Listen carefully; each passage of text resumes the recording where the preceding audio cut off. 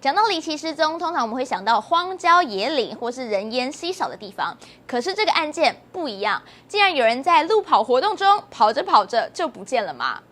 故事开始之前，记得帮去年的 News 按赞、订阅、开启小铃铛哦。这个案件离奇的地方在于，明明路跑是有路线的啊，加上所有人都是一起跑的，身为有经验的跑者，怎么可能会跑错？过了一阵子，他传来讯息了，但是他却说他不知道自己在哪，好像是在另外一个空间。而监视器回看，确实看到这位跑者偏离了路跑路线。有人就猜测，是不是有蒙行啊，也就是所谓的鬼魂，把他抓走了呢？看到了。嘿，你是那个甘先生吗？对。那你上我们的车好不好？等一下哦，等一下哦。2重东要目前找到那个甘先生，目前找到甘先生了。我们在车上有询问他说，他有没有记得他刚刚有没有晕过去？他是说他没有印象有晕过去，他自己是说他就是跑着跑着，好像跑到另外一个空间这样。他醒来的时候就在那个旁边就都是森林这样子。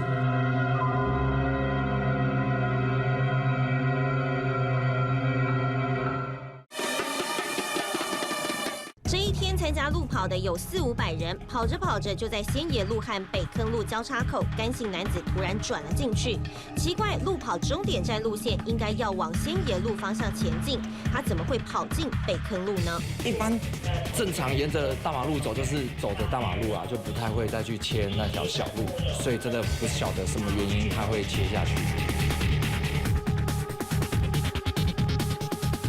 大家都在跑上面，只有他一个人跑下面来，可能是身体不大适应了。比赛路线应该不会太复杂，因为他都已经快跑到终点，就是距离可能100-200公尺，突然一个岔路，结果就插下去北坑路。这是发生在2016年11月26号，地点就在新竹宝山附近。路跑活动预计上午10点半结束。当所有人都回到终点站时，同事发现不对，还少了一个人，就是甘姓男子。大家等了好一阵子，还是等不到人。人回来的时候，就差他一个人。大家在问他到底跑哪里去？有人因为北坑路那边有监视器，只有看到他往里面一走，就人就不见了。情况看来不太妙，同事赶快通知消防队救援。先前已经先派了4车8人，然后后来再加派我们2重4幺车。我们因为有得知甘姓民众他有使用 LINE 就是回复说不知道他在哪个位置。就在甘姓男子失踪的这几个小时，朋友透过了 LINE 群组试图跟他联络，终于在下午2点20分，甘姓男子回复了。他说他在，只是不知道人在哪里。一通报平安的讯息，顿时让大家松了口气。消防队后来透过监视器画面发现，原来甘姓男子往北坑路的方向跑了进去，时间是上午10点左右。他公司的人10几个人来这边上香拜佛，早上来拜拜，差不多3点就找到了。拜的时候，那一部门呢都来上香，祈福他平安。啊，到3点的时候，消防局来把他给接回来说，已经找到了这样子。从甘姓男子回来的时间来看，下午2点20分左右，甘姓男子属于清醒状态。消防人员从北坑路方向前进找人的时候，甘姓男子已经自行走到北坑路外面求救，时间是下午的3点07分。你有跌倒吗？你有受伤嘞？是啊。刚刚是有晕倒吗？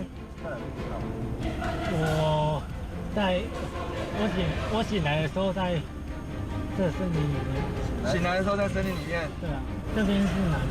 他们在这里叫北坑路。当下发现他的状况，眼神是很涣散，精神不是说很好，但是意识还是算清楚。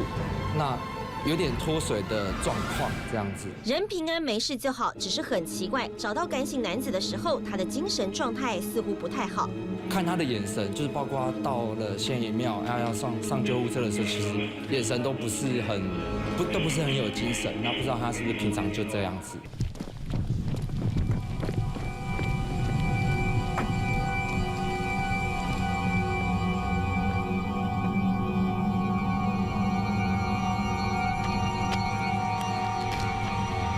就在他失踪的这5个小时内，究竟发生了什么事？消防局找到他的时候，也差不多昏昏沉沉的回来而已，讲的不大正常啊，就好像说他到另外一个空间去，另外一间空间的是，他们讲说有的人呢，讲说是不是由某些那来给抓去，还是怎么样？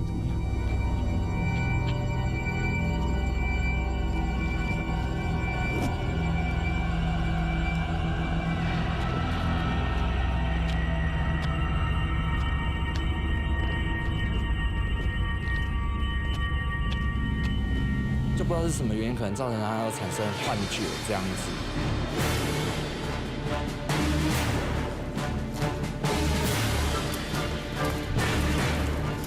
难道是干姓男子身体出状况，还是北坑路这里真有某西那传说？干姓男子参加过很多路跑活动，本身也是田径队，而这一次环湖跑10公里对他来说不是大问题。如果当天路跑身体不舒服，那么他经过补给站的时候，也没有人发现异状，他也没有求救，直到最后关头他才转了弯。难道他看到什么吗？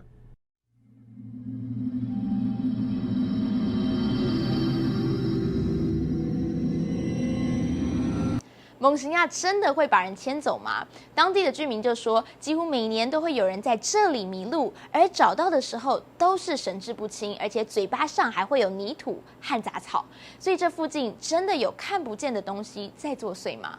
这个地方不一定会出现另外一个空间呐，应该是说这个地方你如果被蒙西亚带走的时候，其实你的脑筋是涣散的，你的精神状态是不好的。所以会感觉你有一段时间是一个空洞，好像自己置身在另外一个空间里面。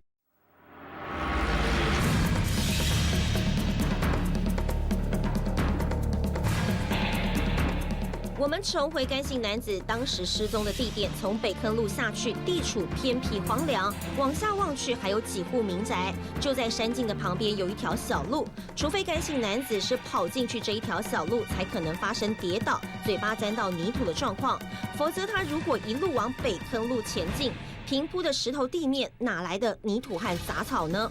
不过获救之后的干姓男子嘴巴上的确沾有泥土和杂草，在他失踪的这5个小时之内，他究竟看到什么？发生了什么事？至今依旧是个谜。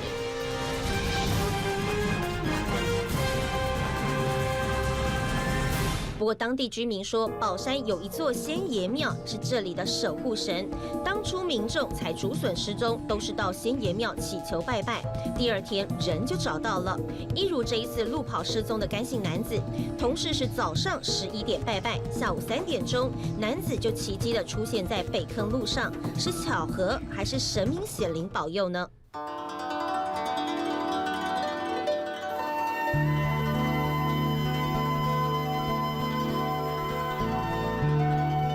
仙爷庙供奉的神明其实就是太乙真人，人称救苦大仙。早期居民拜的是一颗石头。这个磁场来讲是非常慈祥、非常柔和，或者是非常善良的一个磁场在这个地方。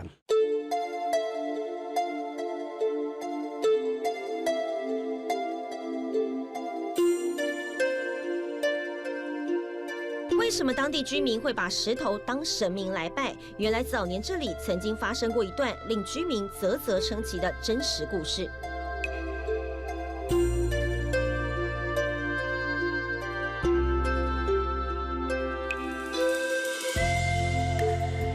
有一个村妇，她因为生病的关系，手残脚跛，那为了家计，她要上山去采茶。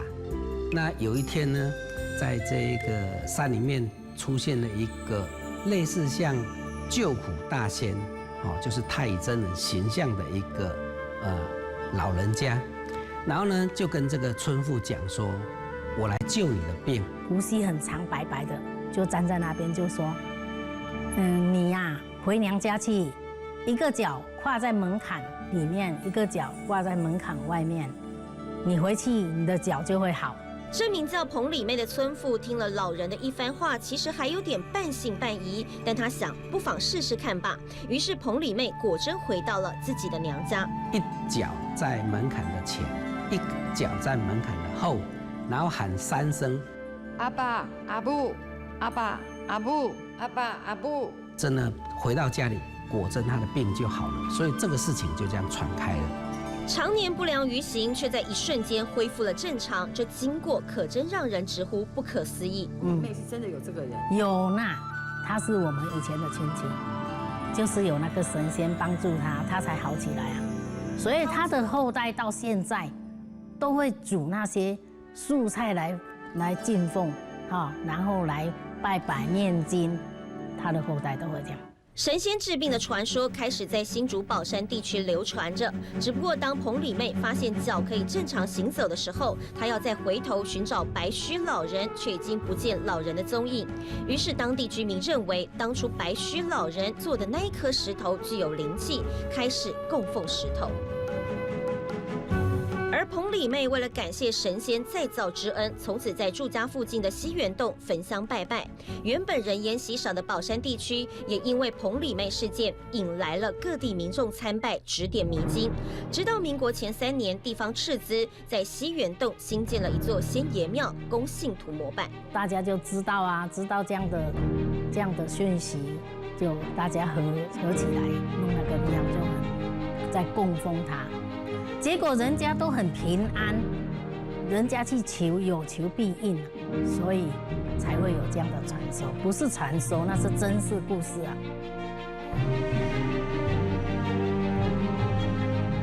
注意看，这位居民在最后一句话原本讲的是这样的传说，但他却补充的更正，不是传说，是真实故事。可见这样的事件和所谓的仙爷，对于当地的居民来说，已经是生活的一部分。